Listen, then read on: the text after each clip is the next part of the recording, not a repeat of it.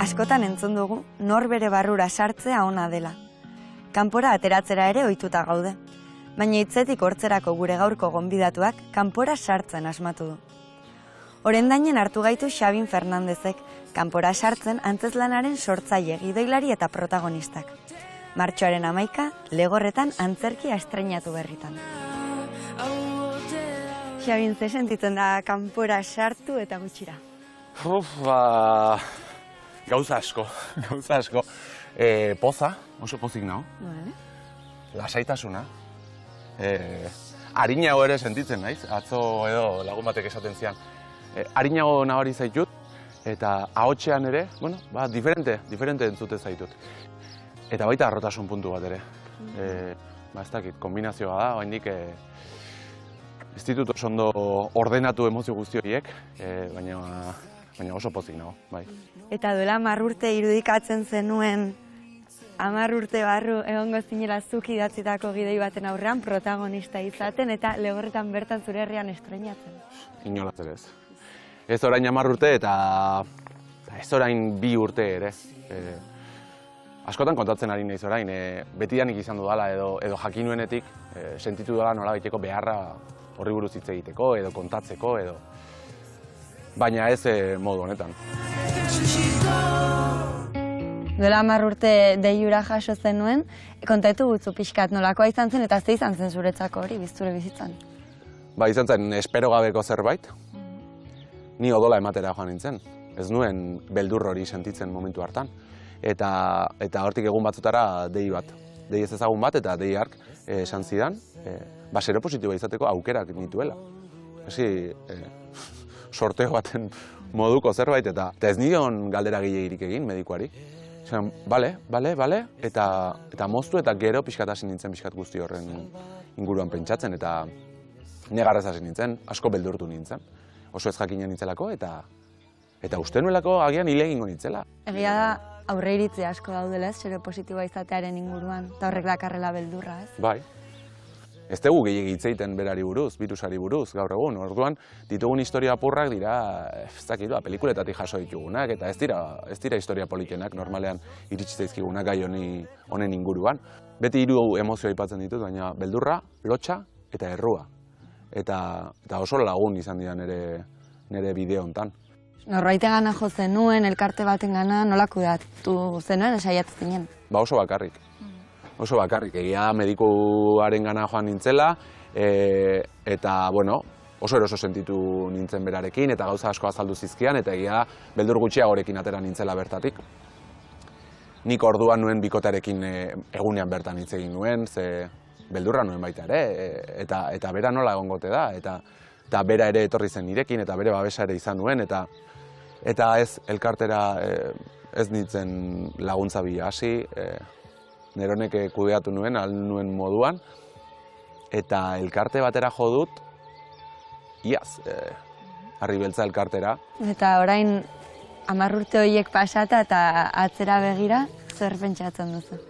Momentu batzuetan pentsatu dut, lehenago inbartzen nuen hau, eta azkenean armairu horren barruan egoteak ez ditutzi agian behar bezain beste gozatzen momentu asko ez, orduan, atzera begiratuta horretan pentsatzen dut.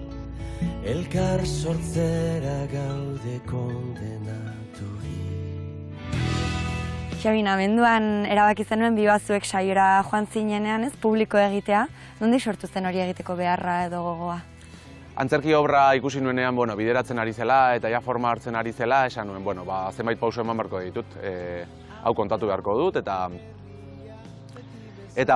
nire amak lagundu zidan erabakia hartzen. Nire ama ez da oso telebista zalea, ez da demora asko izaten telebista aurrean, baina bibazuekeko korapioak tartea ezagutzen zuen. Eta Inigo Antxorregiren elkarrezketak ikusita zituen. Eta berak esan zian, ETBn bada mutil bat, elkarrezketa oso politak egiten ditu, eta nolabait berak ere eman zidan ideia hori, ez? Horrek bultzatu ninduen beste zenbait pauso ematera telebistara joan aurretik. Zer nire lagun askok etzekiten, eta nire familiko kide batzuk oraindik ere etzekiten. Orduan, momentu hartan pentsatu, telebistan kontatuko dut, baina ez dut nahi nire lagun hau telebistaren bitartez enteratzea. Orduan, aurretik kafe asko hartu nituen. Orain urte batzuk bale, hitz egin ezakeen honen inguruan, eta lagun batzuekin hitz egiten nuen, baina oso gutxi eta oso gainetik. Eta guzti honek lagundu dit guzti horretan, eta telebistako elkarrizketa hura ere berezia izan zen. Antzerkiarena hori guztia baino lehenago dator, esan dezun bezala, eta hori nola hasi zen? Beti gustatu izan zait antzerkia. Holtza gainera igotzea beti gustatu izan zait. Eta egin ditut zenbait gauza, baina ikasi nahi nuen. Bai, eta ilusio berri bat behar nuen lehen esaten dizun moduan. Eta TAE izan da pixkat Donostiko Arte Eszenikoen tailerra izan da, horretan lagundu didana. Bai, ilusio berri bat eta gogotsu heldu nion horri. Idaztea ere, bai, nik ez dut sekula, idatzi ditut gauza asko, baina ez antzerki obra bat. Eta nik gai honen inguruan gauza asko idatzita banituen, baina ez nekien ze forma mango nien. Eta antzerki obra bat izango zela pentsatu nuen momentuan, jarri nintzen asko irakurtzen, asko ikasten, asko galdetzen, eta uste dut oso baliagarria izan zaidala. Zer kontatzen da antzerkian gu kokatzeko? Antzerkia da 10 urte hauen laburpen bat. Ni agertzen naiz Xabin Fernandez Zubeldia bezala. Ezkerra, homosexuala eta seropositiboa. Etxerako moduko mutila. Eta publikoari hitz egiten diot, nire egia kontatuz. Eta nirekin, nire alboan kontakizun horretan, birusa dago. Retrovirus deitzen diot nik. Nire retrovirus txikia nirekin dago. Historia gogorra da, baditu bere momentu ilunak edo ez hain politiak esango dugu. Baina negar egiteko gogoa sartzen zaizun momenturako virusak beste kolore bat ematen dio eta berriz ere altxatzen du obra. Beraz asko gustatzen zaitze, uste dut ikusleak ere ez dakila zer sentitu, ezta?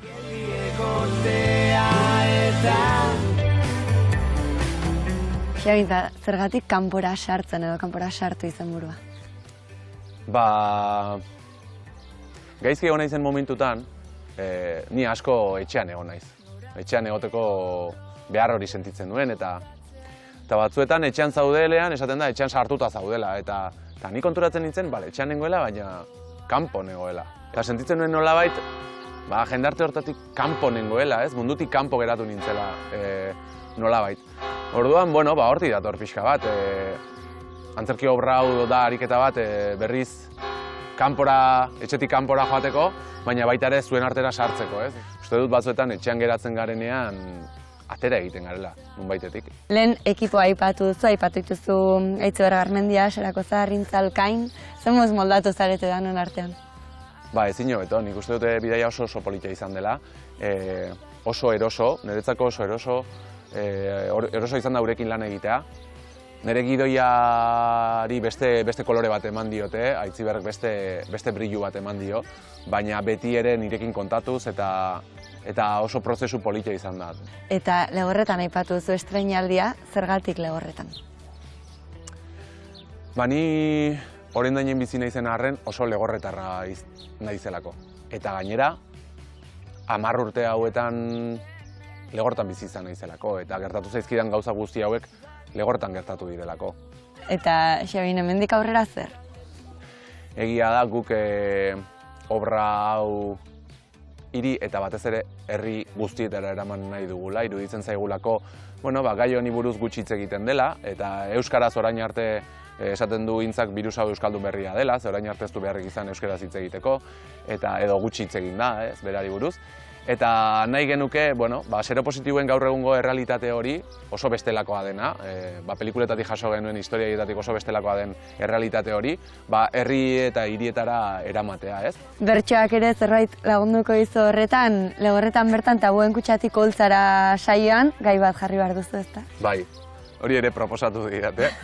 Eta politia da, hau ere tabua da. Eta politia izango da hau ere holtza gainera eramatea. Gainera saio hori oso berezia da. Izan Inurri elkartea ere oso gertukoa dudalako, Julene Ilarramendi oso maitea detelako, bere familia guztia, bere ama ere ezagutu nuelako. Eta argi neukan bertan egongo nintzela eta babes hori emango niola Juleneri, guk ere obran aipatzen dugun moduan. Eta gero gaia jartza ere proposatu didate. Horrenik ez daukat oso argi, baina pozik nago. pozik nago, eta beste aukera bat da, guzti honi buruz hitz egiteko ere. Bueno, bietako bat guraso izango da, ama edo aita. Hane, zu berriz, seme edo alaba izango zara, eta hori esan beharko jozu zure ama edo aitari. Aita, ama, seropositiboa naiz. Horixe.